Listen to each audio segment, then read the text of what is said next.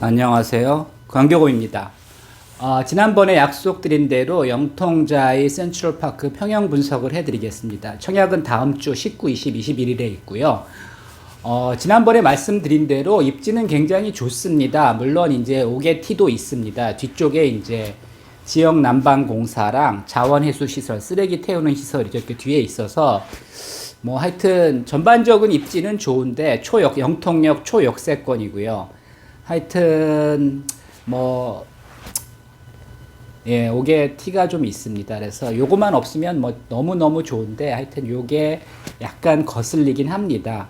그래서 이제 아파트 배치도 사실은 이제 대지는 이제 상당히 넓은데 요 이제 뒤쪽에 정원이나 이제 공원을 배치했습니다. 그리고 이제 아파트는 건물은 전부 다 이제 앞쪽으로 배치를 했습니다.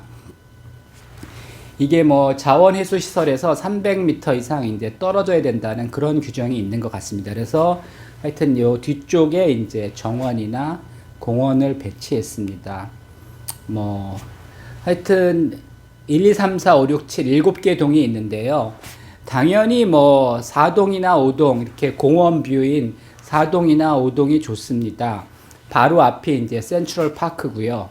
그 위에는 이제 영흥숲공원이 있죠. 그래서 센트럴 파크도 한 4만 평 되는 꽤 큰 공원이고요.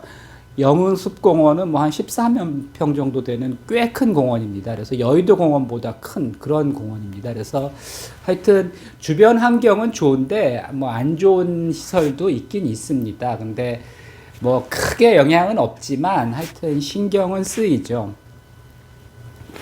총 580세대입니다. 전평형 이제 84제곱미터인데 구조는 좀 평형별로 다릅니다. 이제 84A가 방이 4개, 알파룸 포함해서 방이 4개, 291세대고요. 분양가는 뭐 9.3억에서 이제 10.2억입니다. 그 다음에 이제 84B가 방이 5개입니다. 물론 이제 그 정상적인 방은 3개고요.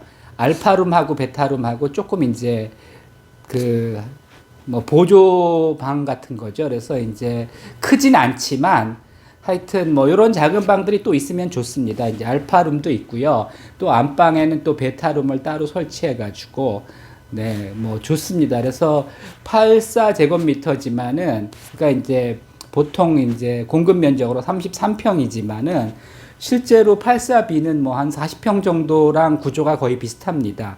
103세대고요. 뭐 조금 좋다 보니까 이제 분양가도 한 2천 정도 비쌉니다. 그래서 9.5억에서 10.4억. 괜찮습니다. 그래서 뭐 조금 더 비싸지만은 그 정도 투자할 만한 가치가 있다고 봅니다.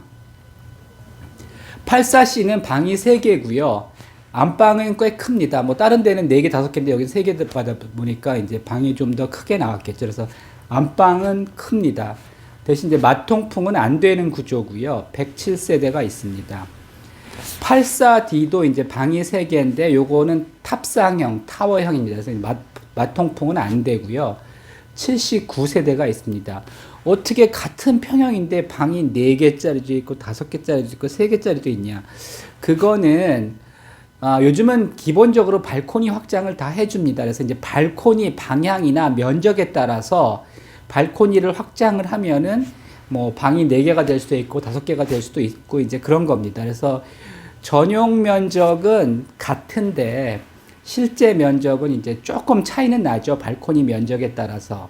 그 대신 이제 방이 3개인 거는 안방이 좀 크고요. 그 84B가 이제 방이 5개지만 알파룸과 베타룸은 뭐 이렇게 큰 방은 아닙니다.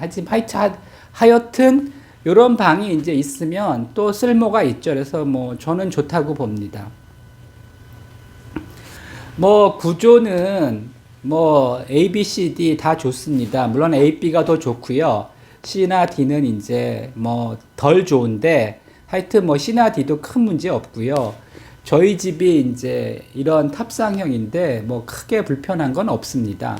뭐 여름에는 조금 마통풍이 들 때서 조금 더 더운 그런 성향은 있습니다. 근데 하여튼 큰 문제는 없고요.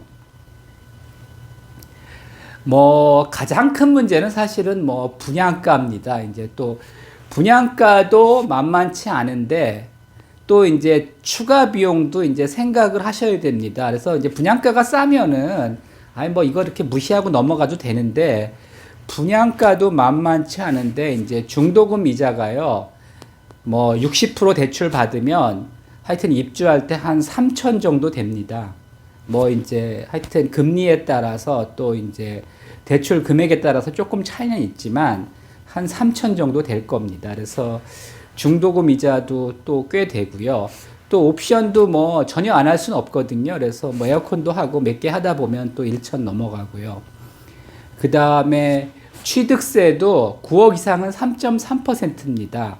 거기에 뭐 요즘은 금리가 올라서 채권 할인율도 꽤 되거든요. 그래서 취득세도 4천이 넘어갑니다. 그러니까 이게 고층 당첨되면은 뭐 한 11억이 넘어갈 수도 있죠. 필요한 돈이. 근데 이제 여러분들이 생각하셔야 되는 게 이게 5, 6억하고 10억하고는 좀 상당히 다릅니다. 5, 6억은 뭐 대출 좀 받고 뭐 여기저기서 조달하고 그동안 뭐 저축해 놓은 거 전세금 이런 것들 하면 대충 뭐 맞출 수 있습니다. 근데 10억은 굉장히 큰 돈입니다. 이게 이제 중도금 대출이 6억이 된다고 하지만 이거를 이제 입주할 때는 잔금 대출로 전환을 해야 되는데 6억 대출은 중산층한테도 상당히 큰 부담입니다.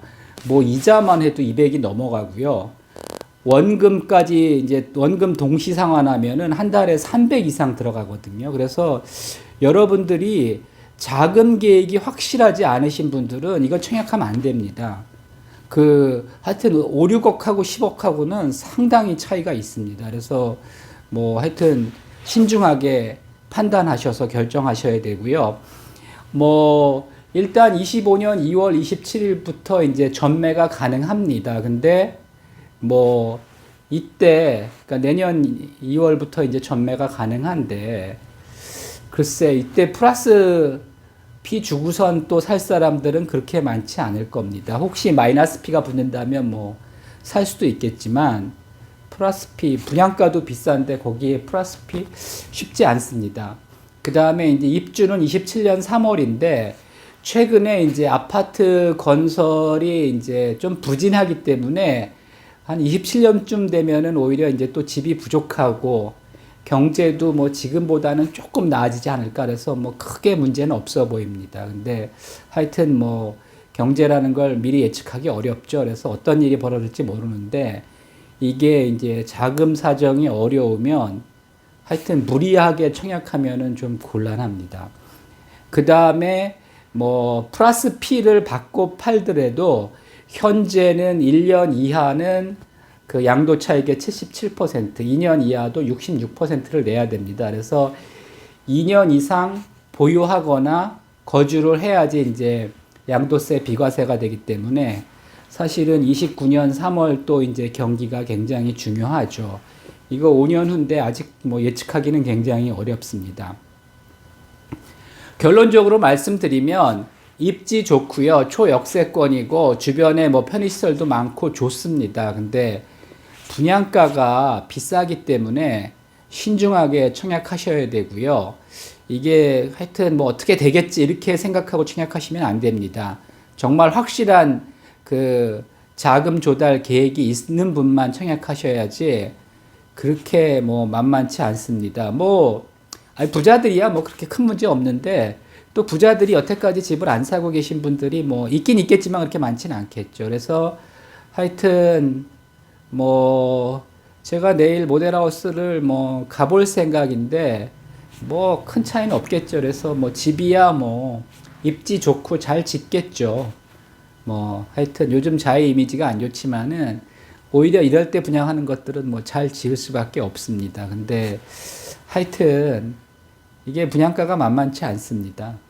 청약은 좀 싼 맛이 있어야 되는데 싸지도 않고요. 그렇게 피 받고 팔겠다? 그거 그렇게 쉽지 않습니다. 참고하시기 바랍니다.